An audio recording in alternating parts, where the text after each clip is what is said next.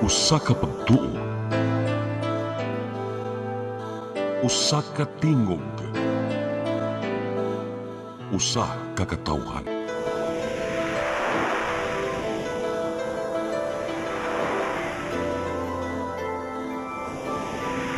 Cebu Catholic Television Network.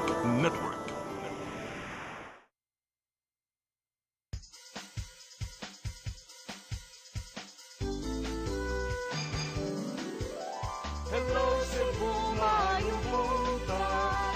Nagsunta ang kahayan nga nagsulit sa matuod, kadagan sa panghita po.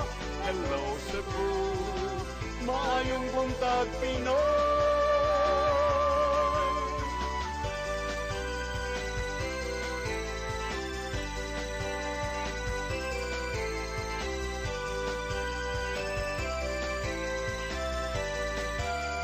Ang katutulungan sa mga katawhan.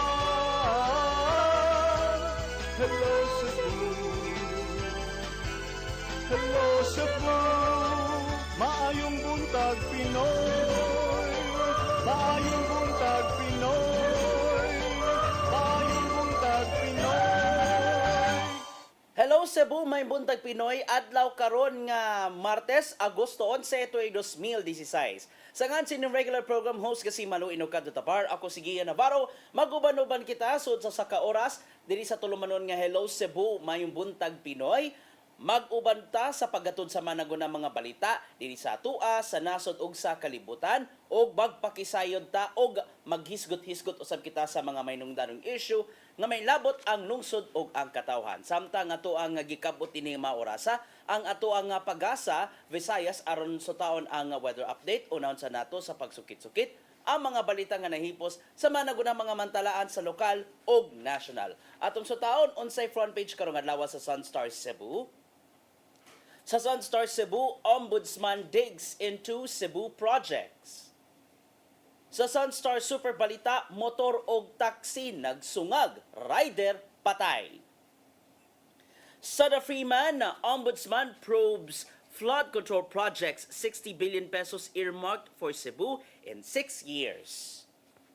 Sa The Freeman Bonnet News, tulo ka Vietnamese gipangdako kay nag-operate og dental clinic nga way lisensya. Sa the Philippine Daily Inquirer, deaths from habagat rains and storms reach 16. Sa the Philippine Star, big improvement in NCR flood mitigation according to MMDA. Sa the Manila Bulletin, Marcos orders full aid to storm victims. Og sa Tempo, monsoon fury as 13 dead and 1.3 million individuals affected by habagat and tropical cyclone. Magkatong mga front pages sa mga naguna mga mantalaan sa lokal ug nasyonal. Sa atong pagbalik, atong sutaon ang mga naguna mga balita nga nahipos gikan sa CCTN News Department. Kana sa atong pagbalik, please stand by. Hello Cebu, hello Cebu, maayong buntag Pinoy, maayong buntag Pinoy, maayong buntag Pinoy. Discover the beauty of the Philippines.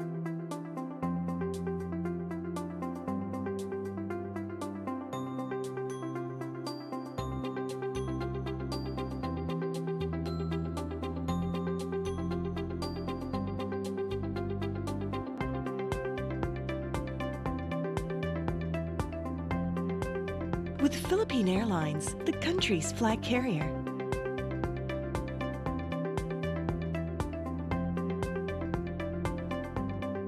The airline that lets you feel the warmth of the nation.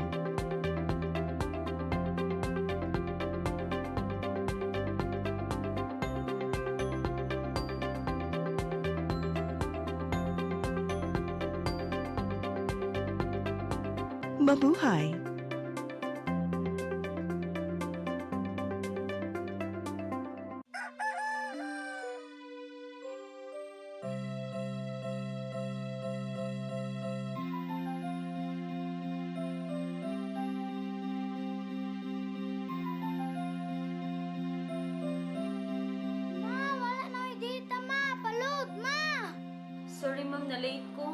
makita pa mong gusto para internet sa kong anak, ma'am.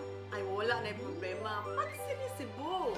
Sinisibo, sinisibo. For your internet connection. And for the signal of your cable TV. So fast and straight, the transmission to your phone. Sinisibo. Sinisibo, sinisibo. Offers you to have fiber optics. For your viewing experience, perfect and clear, so fast. So great and affordable for you to enjoy. Sinisibo. Cine Cebu Television Network Incorporated offers fiber to the home broadband internet bundled with fiber to the home cable TV connection. Cine Cebu Television Network Incorporated with its operation in Metro Cebu and the whole province of Cebu soon. And affordable for you to enjoy. Sinisibo. Hello Cebu, hello Cebu, maayong buntag Pinoy, maayong buntag Pinoy, maayong buntag Pinoy. Balik ta sa Hello Cebu, may buntag Pinoy. Sa di pa nato ipadangat ang mga balita gikan sa CCTN News. Ato ang sotaon ang latest weather situation dili sa Subo ug Central Visayas. Naka-standby na sa pikasinya si Sir Jomar Eclarino gikan sa Pagasa Visayas. Good morning, Sir Jomar. Yes, sir. Good morning sa tanan. Ug sa atong tanan tigpaminaw kineto latest weather update karong adlaw. Padayon ta makasinati generally for weather sa tibok Visayas, lakip na ang probinsya sa Cebu, gawas init ni mga patak-patak na mga pag-ulan o kini mga localized thunderstorms. Hining ito na sa kasarangan na hangin masinati sa Visayas na kadagatan, malinawan ito na sa kasarangan ang pagbalod. Temperatura sa Cebu 28 to 33 degrees Celsius. Parang adlaw mo sa alas 6:04 karong hapon. Dagat mo taob alas 9:18 karong buntag, munas alas 5:15 sa hapon. Philippine Standard Time alas 8:13 sa buntag. Ikan diri sa Mactan Pag-asa Visayas. DOST Jomar Eclarino. Sir Jomar, it seems nga manato general fair weather ato may experience the entire day. Will this continue at least until sa midweek diri sa Cebu ug Central Visayas, sir? Yes, sir. So expected natin until this weekend or until this week is generally for weather or mayong tempo ng panahon, but naigihapon kita mga localized thunderstorms. Sa mga particular nga mga oras sa masinati ang mga thunderstorms, I mean kaning kanang mamahimo bang hinay ang iya nga pagbunda kung mahitabo man, sir? Mostly afternoon, evening, so naagihapon light to moderate with occasional heavy rains. But taasan time na walay ulan. Okay. Dagan kayong salamat, Sir Jomar Eclarino, o good morning kanina tanan diha sa Pag-asa Visayas. Alright, inyo nang nabati ang weather report gikan sa Pag-asa Visayas. Manato nga magmainampingon gid ta, di mo kumpiyansa kay init, uwan, magpanagang gid ta sa ato ang mga payong. O karon ato nang sutaon sa way paglangan ang mga balita gikan sa CCTN News. Di naguna sa ato mga balita karong buntaga, flood control project sa Subo nga mibalor tanan-tanan og 60 billion pesos gisubay sa ombudsman. Apil sa mga ipaubos sa lifestyle check ang mga district engineers sa Department of Public Works and Highways. Aniya nga kumpletong report. Atol sa pagbisita dinhi sa Sugbo, gibutyag di Ombudsman Jesus Crispin Remulla nga giimbestigahan na ang 60 bilyones pesos nga kantidad sa mga flood control projects lukop Sugbo. Kini ang nimo pagbana-bana sa Office of the Ombudsman human sa nakalabayng 6 ka tuig. Mato di Remulla nga pangsusihon nila kung epektibo ba ang naisguta mga proyekto o di ba ka aduna bay mga kakulian. Ilabi na nga padayon ang investigasyon sa mga questionabling flood control projects nga gibubuan og minilyon hangtod sa binilyong kantidad sa kwarta gikan sa gobyerno. So we have to look at what's happening. Is it the design? Is it the execution? Or is it just corruption? Itato sa Remulla nga di madali-dali ang pagpasaka og tukmang kaso batok sa mga opisyal sa gobyerno nga may labot ang flood control scandal. Nangita sila og mga ligong ebidensya nga magamit sa pagpasaka og kaso ngadto sa korte. Mong gamito nila ang nagkadiyang mga kahimanan aron pagsubay sa tukmang dapit sa mga proyekto ug uban pa. So it's something that has to happen. We will just ask everybody to participate. Kaya nga, we're drawing up transparency and and open communications for the Office of the Ombudsman para makita namin yung reklamo ng tao. Samtang ipaubos sa lifestyle check ang mga contractors sa mga proyekto ingon man district engineers sa Department of Public Works and Highways. Subay kini sa padayong krusada sa ombudsman batok sa grabing pagpangurakot pinagi sa mga questionabling infrastructure projects. Apilo sab silang pangsubayon mao ang giingong kakuwang sa bidding process ngadto sa ubang mga proyekto. The Office of the Regional Director of DPWH will be under scrutiny. At of course, the district engineers will be scrutinized also as to the output that they have. Ian Navarro, CCTN News. Pipila ka mga pasahero sa Mactan Cebu International Airport nga mobiyahe paingon sa Katiklan na stranded og kapin usa ka adlaw tungod sa nagkadaiyang mga hinungdan. Hingpit rin nun silang nakalarga kadugayan human gisulbad ang problema sa maong air carrier. Ang kasayuran niya to di Mary Rose Sagarino. Ang pamilya ni Emerson Cababaros ang pipiralang sa mga na-stranded sa biyaheng gikan Mactan Cebu paingon Katiklan. Sila taga Cagayan de Oro, mi biyahe pa Cebu paingon Katiklan aron magbakasyon. Alas 6:30 sa buntag kagahapon unta ang ilang flight apan giingong pila ka oras nga nalangay og pagbalhin-balhin sa eroplano. Nakasakay sila apan wala makalanding sa Katiklan tungod sa kakusog sa hangin. Nga mo landing ni balik Katiklan dili man gyud. So alas 6 na 5:30 aya pa dayon ni decide ang kapitan nga dili na lang i-push through kay lahi ang weather. Apan wala gihapon na dayon ang flight kaganinang buntag tungod sa giingong problema sa eroplano. Gipadayag sa mga pasahero ang kasagmuyo tungod sa giingong kakuwang sa abiso ug pag-atiman sa pasahero. Matud niya nga sila na ang nangita og hotel kagahapon nga ilang makatulgan. Wala gyud. Wala abiso nga kanang apology nga pwede mag-standby lang sa ano kay gamay-gamay lagit ba so nag-stand up tong Australian British Filipino wala yung accommodation kitagaan lang may isa ka bottle nga mineral water o duha biscuits. Sa mensahe ngadto sa media, matud ni Mary Andy Mabayaw, Public Affairs Manager sa Mactan Cebu International Airport, nga ang airline company mipahibaw kanila nga ang pagkalangay tungod sa teknikal nga problema. Matud niya nga gikatakdang mopasabot og mohatag og detalye ang airline ngadto kanila. Hinuon kanina dulaan alas 3 sa hapon, hingpit na silang nakaabot sa Katiklan. Mary Rose Sagarino, CCTN News. Sa pagpadayon sa itong mga balita karong buntaga, pagpamakuna batok sa measles rubella dinhi sa Central Visayas gilusad sa Department of Health 7 o gipaygayon kana sa Cebu Provincial Capital. Ang mga ginikanan giawhag sa ahensya nga pabakunan ang ilang mga anak nga nagedad og 6 to 59 months old. Ang kasayuran niya to di RV Veloso.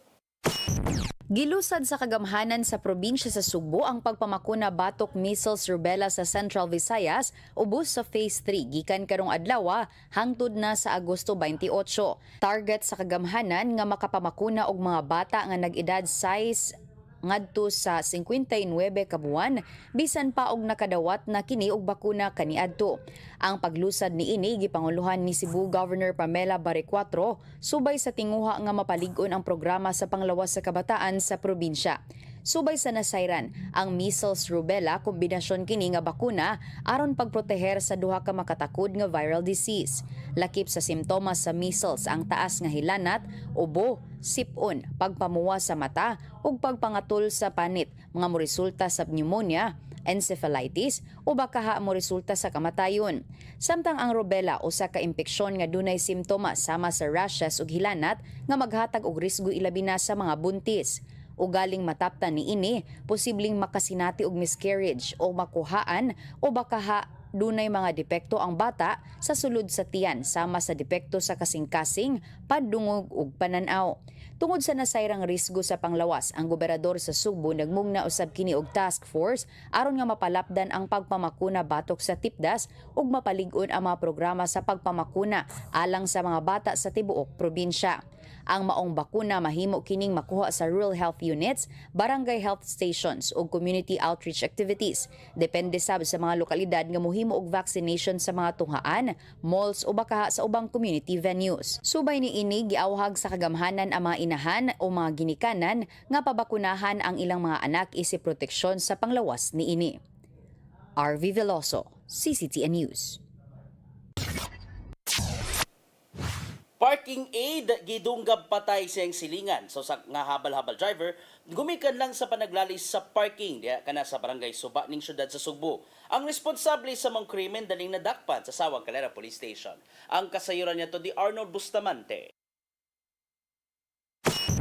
Patay ang 42 anyos nga parking aid human idunggaba sa ang gasilingan nga habal-habal driver alas 2 kagahapon sa kadlawon sa dalan Belgium barangay Suba sa syudad sa Sugbo. Ang biktima gila nga si Ralph Grigor 42 anyos alias Rap-Rap nga nagpuirosab sa mga dapit nga nakaangkon og samad dinunggaban sa dughan ug ubang bahin sa lawas niini. Ang gitudlo nga responsable mao si Roberto Sol Laude Jr. 43 anyos alias Coleman, habal-habal driver silingan sa biktima sa investigasyon sa Sawang Calera Police Station 6 sa Cebu City Police Office base sa pamahayag sa mga nakasaksi nga sa wala pa may tabo ang pagpanunggab, nagkalalis ang biktima og aga suspitsado labot sa mga sakinan nga nagparking sa kilid sa karsada sa Wagarepita.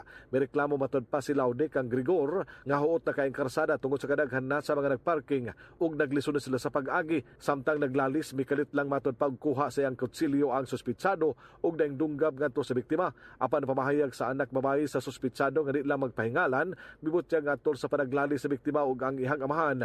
May bahad matod pa ang biktima nga mukuha siyang armas kay posilo ng iyang amahan.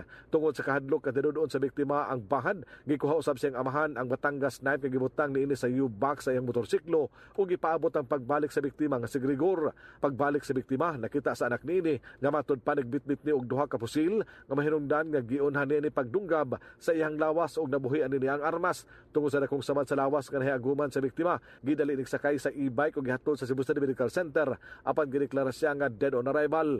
Samtang ang suspitsado nga si Laude bisa kay usab siya nga motorsiklo daing sibat pahilayo.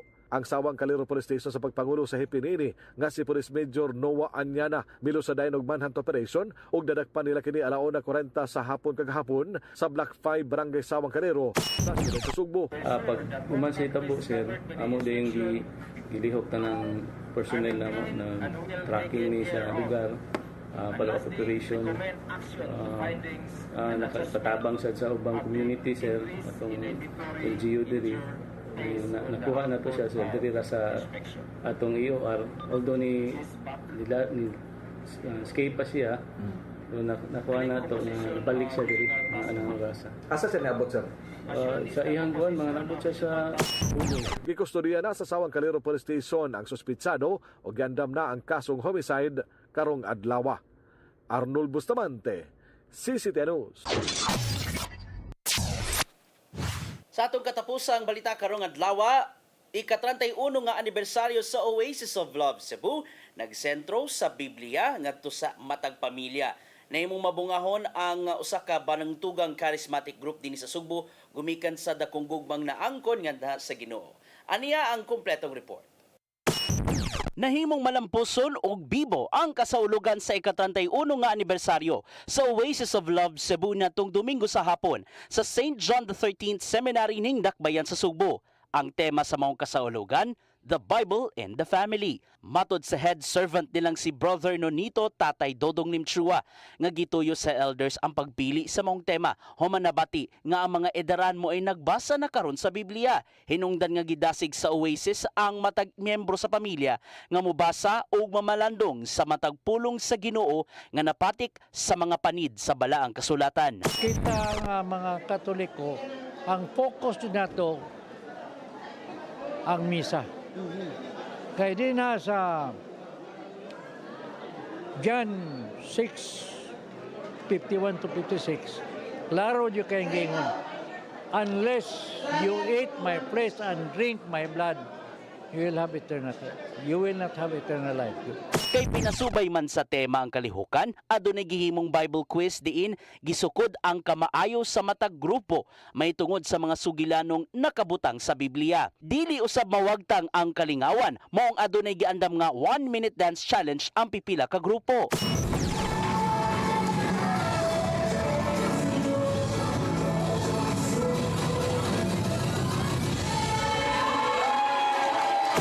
Mismong si Cebu Archbishop Alberto Uy ang nangulo sa Santos nga misa atol sa anibersaryo. Gipahinumduman ni Uy ang mga sakop sa mong dakong Catholic Charismatic Group nga ana gihapon ang Ginoong Jesucristo sa tanang panahon. Taliwa kini sa mga kasakit, pagsuway ug kalampusang naangkon sa matag usa. You are actually safer in the middle of a storm with God than anywhere else without Him. Amen? Kalipay usab sa Halangdong Arsobispo ang nimong pagpaningkamot sa Oasis of Love mong nimong mabungahon ang grupo human sa 31 ka tuig. Sa magpari ba?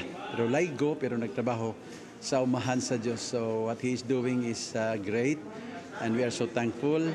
There are people like him, no? Muna itong iingon, may your tribe increase. Mong padayon na nilang Tatay Dodong og mga miyembro sa Oasis of Love ang pagpangalagad nganha kang Ginoong Hesukristo. Muna na mga kaigsunan, it's very clear that the Lord is with us. We will not last this long kung wala ang Ginoo na to. So magpadayon kita, no? Hangtod kung ano sa gamiton sa Ginoo. Ian Navarro, CCTN News. Mga katong mga balitang nahipos gikan sa CCTN News Department, inyo ka na nga nakita sa Saire 47. Matag alas 5 hangtod alas 6 ka na sa gabi sa CCTN Channel 47. Sa ato pagbalik, lahos-lahos ta sa ato ang mga hisgutanan kay dagan kay tag mga gianda mga diskusyon. Una, ang naatay dugang pang mga impormasyon nga atong ikapaambit may tungod sa naimong press con nato kang Ombudsman ni Sus Crispin Remulla og ang iyang inspection sa flood control project dito sa Mananga River. Samtang atong tukion ang panawagan ni Cebu Archbishop Alberto Huy human nasakitan sa dagat ng basura dito sa Manila. Samtang dunay giandam naman di ay ang 2027 national budget og adunay bag-ong DOH Secretary. Kana ug uban pa sa ato pagbalik sa Hello Cebu, may buntag Pinoy. Please stand by. Hello Cebu, hello Cebu, maayong buntag Pinoy, maayong buntag Pinoy, maayong buntag Pinoy. Discover the beauty of the Philippines.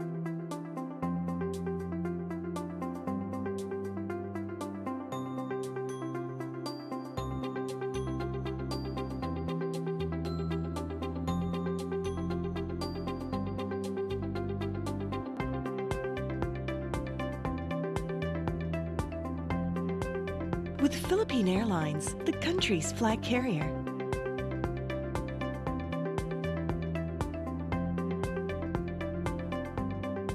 The airline that lets you feel the warmth of the nation.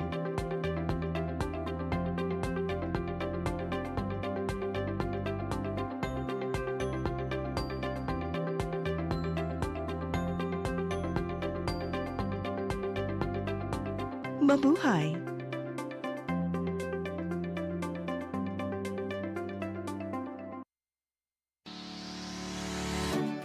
Looking for the best internet deals in Negros Oriental? Field Products Negros is here to bring you fast, reliable, and affordable internet with plans made just for you. For as low as 899 pesos per month, enjoy speeds of 50 Mbps, perfect for streaming, working, or studying from home. Need more speed? No problem. Get 100 Mbps for just 1,199 pesos. 150 Mbps for only 1,499 pesos, or our fastest plan, 400 Mbps for just 2,399 pesos per month. Plus, you can add over 100 cable TV channels to your internet plan for just an additional 100 pesos per month. That's entertainment and lightning fast internet all in one. Enjoy no installation fees and start today with a 1,000 peso customer deposit. Call us now or visit our website to sign up with the Field Products Negros. You get internet that's affordable, reliable, and local. Phil Products Negros, bringing you closer, faster. Call us at 0917-631-5240 or visit our website www.philproductsnegros.net or our Facebook page, Phil Products Dumaguete. Subscribe now. Hello Cebu, hello Cebu, maayong buntag Pinoy, maayong buntag Pinoy, maayong buntag Pinoy. Balik ta sa Hello Cebu, may buntag Pinoy sa ngansin ng regular program host nga si Malu Inocando Tabar. Ako nang namulingkod hangtod alas 9 sa buntag, Gian Navarro. So walay paglangan, diretso na ta sa ato ang mga hisgutanan. Well, in fairness, naka-cover kita gahapon no, sa pagbisita ni Ombudsman Jesus Crispin Remulla, diin ang una niya nga agenda, nakigimamat siya sa mga sakop sa Ombudsman Visayas, ipaibaw siya sa mga unsabay dugang pang mga tinguha sa Ombudsman ubos sa pagdumala ni Remulla, humansa na po kabuan nga pagsubay o pagdumala sa maong nga ahensya. Kung diin, at least nakalihok kinoon ang among buhatan sa pagsulbad sa nagkadaiyang nga mga kaso o nagkadaiyang nga mga nagkadaiyang mga investigasyon, ilabi na ang controversial nga flood control projects. O niya nakahigayon siya og pa-press con gahapon after siyang meeting with the employees sa Ombudsman Visayas, diin no holds barred gid siyang nitubag sa mga pangutana. Una natong gipangutana unsiyang tuyo dinhi sa Cebu, manato iyang gibutyag nga sa sud sa nakalabayng unom ka tuig nakagasto ang gobyerno, nakabubo ang gobyerno og 60 billion pesos sa mga flood control projects sa Cebu. Wherein apil sa ilang nga subayon kato mga flood control projects sa 7th district. Gani na special mention niya ang contractor nga si Kirante, mga ang pangutana karon sa katawhan Pilipino. Ang ngayon bakang mahadlok ang mga magbabalaod nga ana sa 7th district ug ang si contractor nga si Kirante ug ang QM Builders gumikan sa himong inspeksyon nilang Remulla ug sa mga kakaubanan sa Ombudsman. Gani, if I'm not mistaken, 25% sa mga flood control projects nga naka-concentrate ito sa 7th district and manato nag-inusara ra gyud nga contractor hinungdan nga apil ka na silang pagsubay. And human sa press con nagsugod na siya sa pag-inspeksyon. Ang una niya nga stop mga kaygalaan mao ang Mananga River, diin iya nga gisubay kung maayo ba ang kahimtang sa mao nga sapa, especially human sa grabe nga epekto sa Bagyong Tino. Human nakakita si Remulla sa maong kahimtang sa Mananga River og sa nahimong pagpatuman sa mong programa, kini ang dugang pa niya nga mga findings. Gani iyang subayon ang kontrata kung giunsa ang dagan sa pagpatuman nini. Ato natay giandam nga video ato paminawon unsay reaksyon ni Ombudsman Buying Remulla human niya gisubay ang Mananga River. Ato paminawon, roll VTR. Nakita natin in this flood control. No, it's really a question of a master plan being followed and the contract documents supposedly containing provisions that they have to follow the master plan. So we have to go study the contract documents first. Apa. Sir, ano pong instructions niyo po ngayon? No, we have to study the contract documents first and foremost. Then we will look at the satellite readings of this place so we know how the master plan was meant to be executed. Dapat makita natin. Sir, how important po na maayos yung mga flood control programs here in Cebu? Hindi, ito kasi binabaha talaga rito. And many people have died in the floods here. And this is all a combination of local government and DPWH and people not following the laws of the Republic of the Philippines. It's marami yan. Barangays, mayors, congressmen, DPWH, we have to know. We have to find out more. May mananagot at mananagot, sir. Somebody has to answer for this. Okay mo, kato ang nahimong tubag ni Ombudsman Jesus Crispin Buying Remulla human sa nimo niya pagsubay sa Mananga River. So manato, iyang nga subayon ang kontrata sa mga proyekto ug dugang pa nga mga detalye kung nga mahitungod sa katukuran na sa mao nga proyekto. Ilang subayon kung aduna bay mga lapses, klaro ba ang iyang mga specifications o di ba ka nabakay nabay some certainty nga nangapalpak ang mga nga proyekto. Hinungdan nga pursigido gihapon ang ombudsman sa pagsulbad or pagpangita kung aduna bay mga public official nga manubag nini. Gani gikuhaan na nato og gisuwayan nato kabut og reaksyon si Remulla sa diyang atong gipangutana mahitungod sa allegedly ghost flood control project dito sa Barangay Singsing sa lungsod sa Balamban. Nakita inon sa NBI Cebu nga non-existing ang mga proyekto. And remember, 20 individuals ang gipaubos na karon sa preliminary investigation sa DOJ. And with that, hugtanon nga gibarugan ni kanhi Kongresista Pablo John Garcia nga existing ang mong flood control project diya sa Barangay Singsing sa Balamban. In fact, according sa post 2 months ago nga nahuman na unya epektibo ang mao nga flood control project diya mismo sa Barangay Singsing sa Balamban, contrary sa kung unsa man nga nakita sa NBI. And remember guys, ang DPWH or ang mga investigador sama na lang sa ombudsman, DOJ, nigamit sila og mga tools aron pagasubayon ang area sa mga proyekto according to its coordinates. Mani nga punto nga dere gyud kasumpaki sa coordinates sa mao nga proyekto.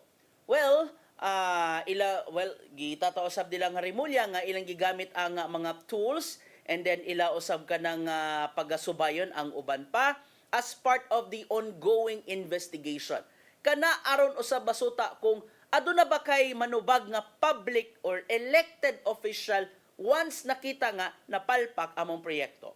And kung isgutan ng krusada batok sa korupsyon, ang ombudsman, ni Buti ginoon si Remulla nga walay exemption sa napadayang investigasyon. Gani, sa gibuteg niya kaganiya sa to nga report, nga sukit-sukito niya ang Regional Director sa Department of Public Works and Highway 7 and ang mga district engineers bahin sa mga flood control projects sa nagkadaiyang bahin sa Subo. Laliman ka, 60 bilyones pesos ang gigasto sa gobyerno sa nakalabayng unom ka tuig. So let's say, ibuta ta lang, mga 2019, ingana, una up to 2025. So ilang subayon kung epektibo ba ang maong proyekto. And gawas na isip kabayan silang krusada batok sa korupsyon, ilang ipaubos sa lifestyle check ang mga district engineers sa Department of Public Works and Highways. And musunod usab ang mga contractors. Kana ilang pagasubayon kung maayo ba ang ilang mga pamuyo o di ba ka kanang ilang mga nakuha nga kaabunda silang panimay, resulta ba ka na sa grabe nga kickback. Pero manigingon nato sa ombudsman nga ilang gingon nga seryoso gid kay sila sa gihimo nga investigasyon. Gani bisan pa man sa panawagan sa katawhan Pilipino more than a year after gibutyag ni Presidente Bongbong Marcos Jr. nga mahiya naman kayo. Hangtod karon nga dunay mga kongresista nga nagpakahilom na lang. Wala na lang kayo nigara silang nagkadiya mga social media human nagkaangkon og grabe nga backlash gikan sa mga yanong tao ingon man ang mga yanong Pilipino nga seryoso gyud nga ni subay sa kahimtang sa nasod. Either gihimo nila nga political weapon ang issue sa corruption. Sa kung isgutan man ang investigasyon sa ombudsman, gibutyag diri muli nga di gid siya madali-dali. Nagkinahanglan sila og mas lig-on nga ebidensya aron pamatud-an ang maong pasangil. So natunta nga makakuha gid sila og mga lig-ong ebidensya aron adunay fair nga judgment kay ang mahitabog gid na mga kay galaano kuno galing musangpot ta gyud sa kinasuhay ang issue sa flood control scandal, moingon na nagdasab nang moingon nga kaning sa kailang usual nila nga excuse nga pamulitika lang Mogapit na sa ng ilahang political card, 'di ba? O dinay common nilang reaction once makabalita nga gikasuhan sila nga ay kani siya na may it is politically motivated. So inautong tama kay galaan no nga as much as possible dali-dalion di gyud i-delay ang investigasyon sa flood control projects o ginautunta nga kurihian na gyud sa hingpit ang pagpatuman sa mga programa. Ilabi na karon nga humana ang Subo, well, nasinati na sa ubang lugar ang grabing baha.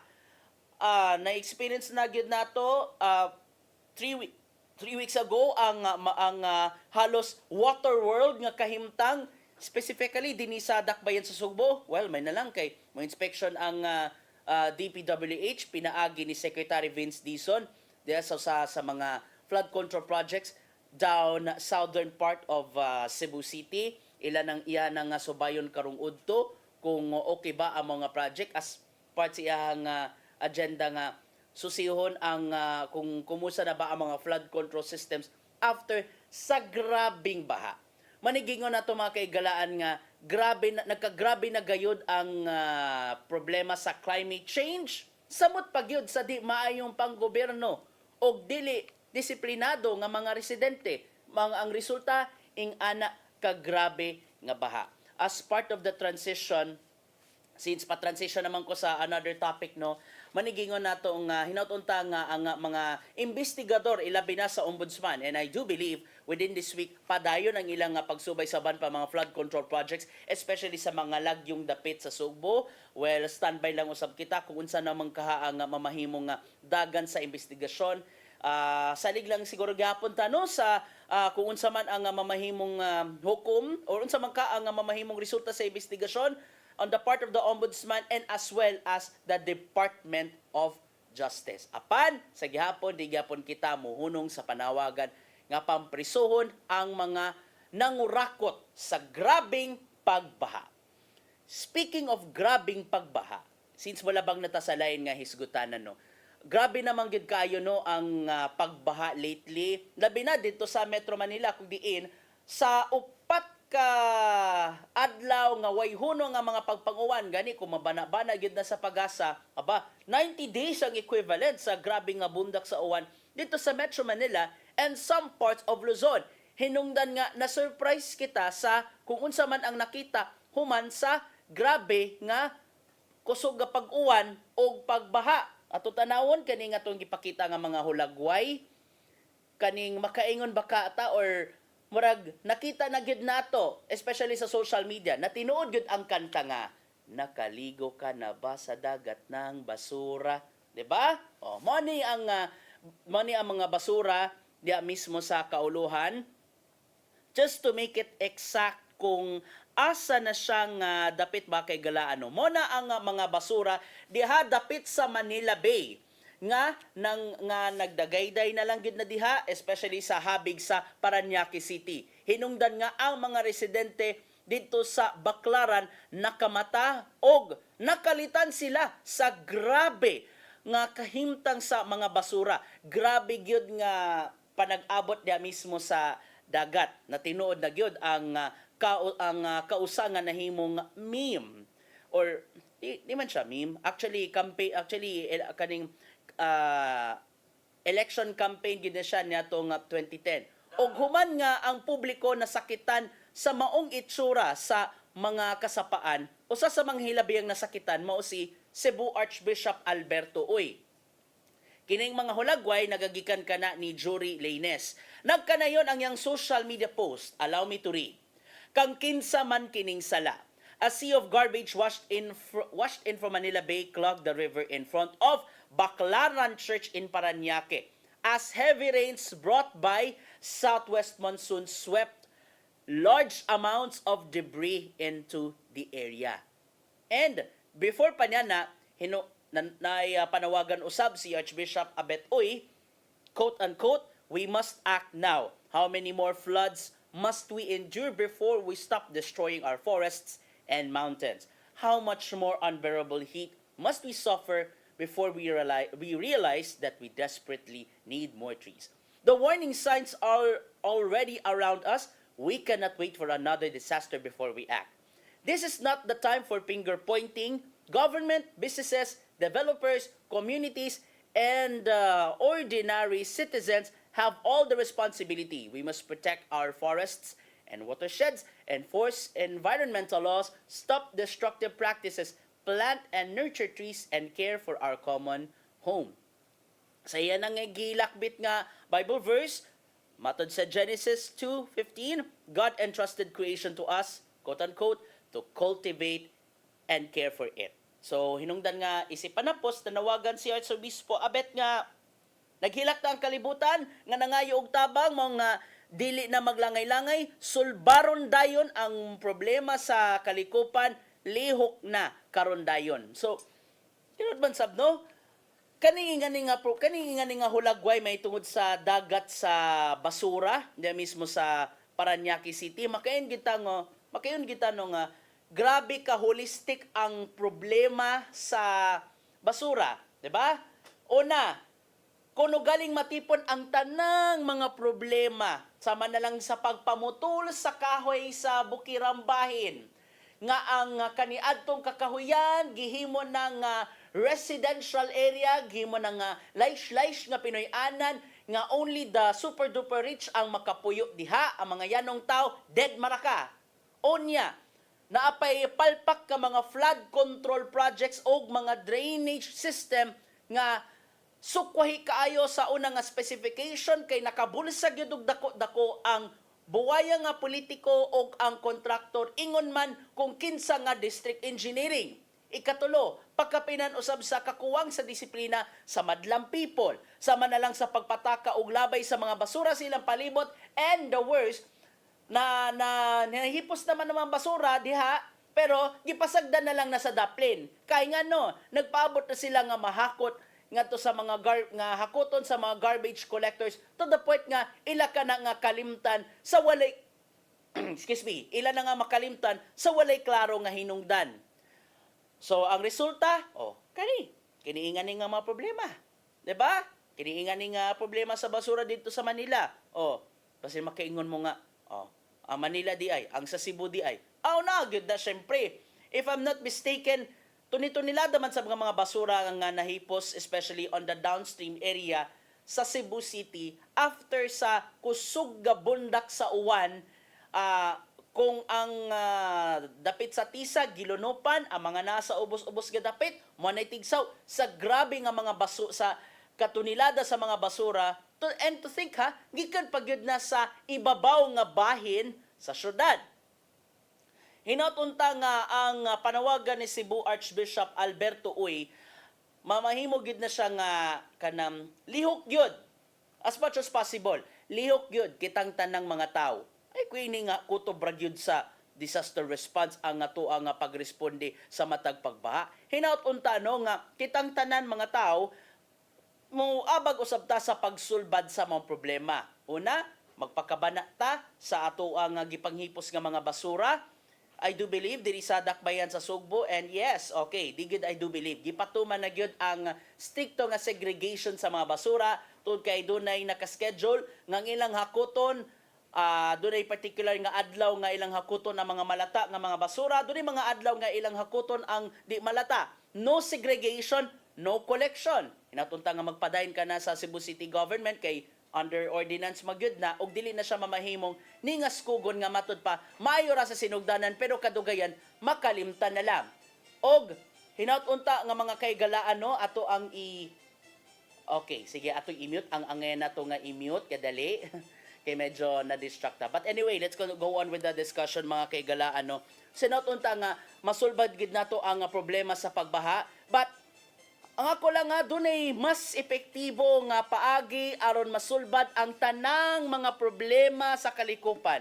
It would be all, or it's all started by one single vote. Ilabi na ron nga hapit karon pa lang na mga nagparamdam na nga mudaga na from the barangay to sangguniang kabataan hangtod na sa local and national elections. Hinatunta kita mga madlang people, makakat-on na gid kita sa mga sayop sa nang-aging mga eleksyon, magtarong na kita sa pagpili sa kung kinsa man nga tarong nga leader kay nganuman sila nga mga leader sa nasod o sa lokalidad mao mismo ang mag-igo kung tumanon ba kanila ang matag proposed project nga giduso sa ilahang palibot. Sila mismo nga mga local officials ang magdesisyon kung ilabang dawaton ang proyekto nga it's either makatabang sa kalikupan o di ba ka makaguba sa palibot. Hinatunta nga tumanon na to ang yang tambag nga di ta magtinudlo ay magtinabangay na lang gyud kita. Alright, may samtang napatay gamay nga oras ato ang usab nga lakbitan. Oh, speaking of kaning budget no. Oh, himala. Karon pa lang nagsugod na gyud sa pagduso or anamanam na gyud gigisugdan ang pagproseso sa 2027 national budget. Well, in fact, giduso na or gihatag na sa Department of Budget and Management kun DBM ang 7.2 trillion pesos nga national budget ngadto ni Presidente Ferdinand Bongbong Marcos Jr. So gitunol ka na kagahapon ang ilahang giduso nga pondo sa or ang gipangayo karon nga pondo sa gobyerno nga moy gamiton sa sunod tuig is 7.2 trillion pesos nga nakalatid sa National Expenditure Program. So expected nga karong adlaw itunol ang National Expenditure Program ngadto na sa Kongreso aron sugdan ang pagduso nini or ang pagpalabang nini pinagi sa legislative processes aron mamahimo na kini nga GAA o General Appropriations Act. Nagkanayon si Palace Press Officer Undersecretary Cleo Castro, and I quote, "Nakatuon ang budget sa edukasyon, kalusugan, kabuhayan, seguridad at pagpapalakas ng mga komunidad alinsunod sa temang People-Centered Growth for an Inclusive and Resilient Future." So inaton no nga people-centered yun ang mao nga budget. Yes, nay nakalatid diha nga flood control project pero mipasalig si Public Works Secretary Vince Dizon nga di nila usbon ang giunsa pagpundo sa nang-aging mga katuigan ang mga flood control projects. Hinatunta nga kurihian ang angayan nga kurihian. And kita mga yanong tao, this is the perfect time nga ato ang subayon, atong sukit-sukiton, inay nga mo-focus mo sa mga kanang maglabad inyong mga ulo sa kanang sa bakay mga saad sa mga politiko. Mas may na lang nga karon pa lang atong pagabantayan ang paglabang na unya sa 2027 national budget kay for sure. Pero di pa ko naka-realize no after I saw an old clip sa Magandang Gabi Bayan natong mga dekada 90. Sa una pa di ay no nausog gid ang gitawag nato nga mga insertions sa gidusong mga balaod. And after I saw that old video may tungod sa allegedly insertion sa National Optometry Act, niyan ako nakita nga, uy, saon na di nauso? Abi na ko, karon lang ni nauso kani mga gitawag nato nga mga budget insertions. And remember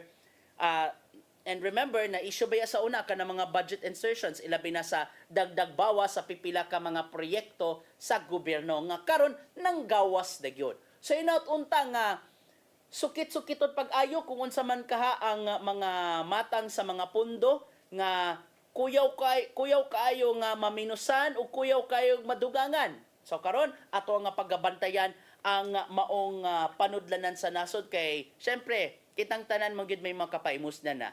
After all, nagbayad man sabta sa saktong buhis. O karon labang ta sa ato ang katapos ng isgutanan karong buntaga. Wow, ha? Grabe ha? Wala pa nanginit ang lingkuranan sa Department of Health, especially sa secretary position na ana di ay bag-o. So ato ipakita kung kinsa ni nga bag-o nga secretary sa Department of Health.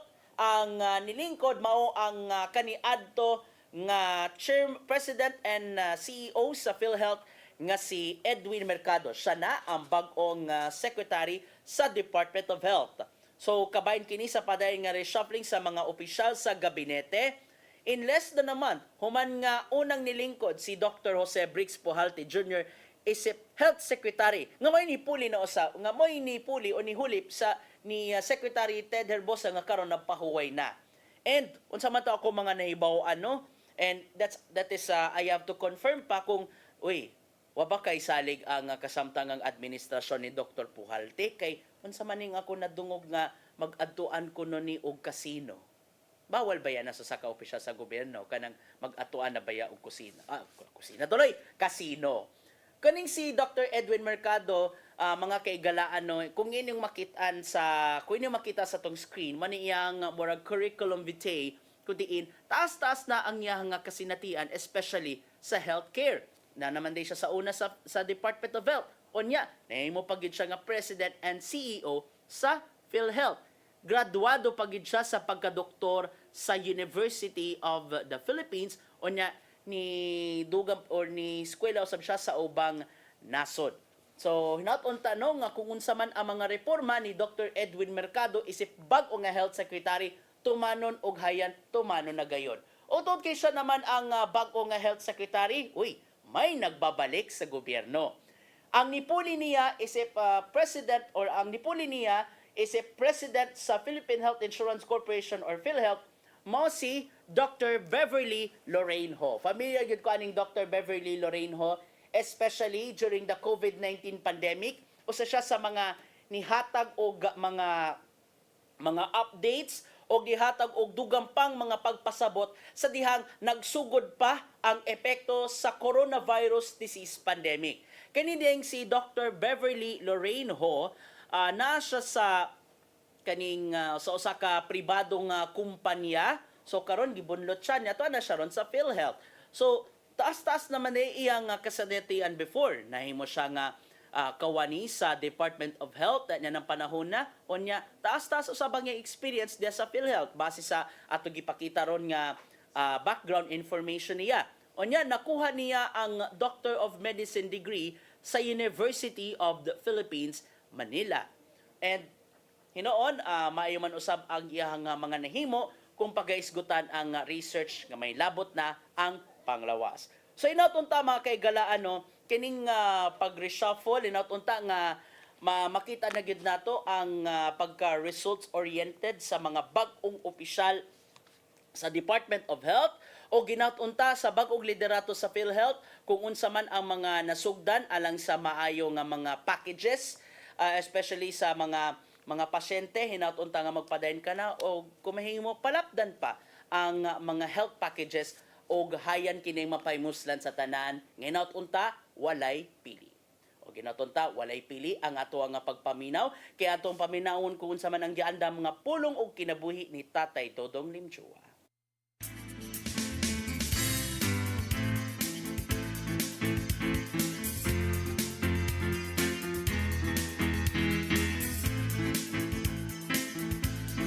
Ang pulong mo ang diwat sa galang ko. Sa kinabuhi, mahinungdanon gyud nga kita magpuyo sa kamatuoran. Kay sa 1:32 nangihon, kung tumano ninyo ang akong pagtulunan, tinod gyud nga kamo akong mga tinunan. May balo kamo sa kamatuoran ug ang kamatuoran maghatag kaninyo kagawasan. Niya din ang sekreto aron kita magpuyo sa kamatuoran, ang pagtuman sa pagtulunan sa Ginoo. Dini sa balaang kasulatan, mabasa nato ang mga pagtulunan sa Ginoo. Busa ang unsay atong nasabtan kinahanglan nga ato gayud kining ipalihok. Dili kay pilion lang nato ang unsay atong nguyunan nga sundod, kundi kita mohunong sa pagpangita sa kamatuoran. Kay sa Santiago 1:22 ngadto 25 nangingon, ayaw limbugin inyong kaugalingon pinagi sa pagpangita lamang sa pulong sa Dios. Hinunua tumana kini. Ang mamati siyang pulong apan dili magtuman ini may sama sa usa ka tawo nga manamin ug makakita sa iyang tinuod nga itsura. Makasudong siya siyang panagway apan inigpahawa na niya palimod lang siya dayon siyang itsura. Apan ang tao nga magsusi pag-ayo sa hingpit nga kasuguan nga magluwas sa mga tao ug magpadayon sa pagtamod nini ug dili kutob ra diha sa pagpamati kanang tawhana panalanginan sa Ginoo sa iyang buhaton. Busa ihikling ang bisan unsang mata sa lingla sa imong kinabuhi ug pangita gayud ang kamatuoran. Kay diha lamang sa pagtulunan sa Ginoo ikaw may imong gawas nun ug malampuson. may igsoon. Mao kini ang pulong nga maghatag kanato giya sa tong kinabuhi. Magampok kita. Lagi ito nga man, ang imong pulong mo ang kamaturan. Busa kami, mangita kayo dini kanunay. Himuha kami nga kanunay gigutom o gihaw sa imong mga pulong. Amen. Sa ngalan sa mga sa Espiritu Santo. Ang pulong mo, ang diwat sa ko. Pulong ug kinabuhi ni Tatay Dodong Limchua may napupos sa atong tulumanon. Daghang salamat ti mga musunod. Philippine Airlines, Cebu Archbishop Alberto Uy, Nanay Dea ni Limchua, Tatay Dodong Limchua, ang atuwa nga news manager, Sir Dennis Tabar. Salamat sa tumakakaubanan sa TOC, silang Kuya Robert, Ate Inday, Matmat, Maybel, Joanne. Sa news department, silang Kuya Rodel, ug si Kuya Raymond, ug diri sa studio, ang atong source of happiness, Ferdy Katubay. Daghang kayong salamat sa inyong pag-uban na kanakusud sa kaoras. Kita gyapon no ang mga kuyog. Ugma, same time, same station, unya mag-ambing ta sa tagsa-tagsa nato ka mga lakaw nini nga mga orasa. Shoutout day sa ato nga viewer nini nga mga orasa, si Sir Glenn Ray Roluna gikan sa Mindanao. Thank you kayo sa inyong pagtan-aw sa ato ang Facebook Live. Sa gansin regular program host kasi Malu Inocado Tabar, ako si Gia Navarro. Magambing ta sa ato mga lakaw and God bless us all. Daghang kayong salamat sa inyong pagtan-aw sa Hello Cebu, mayong buntag Pinoy. Hello Cebu.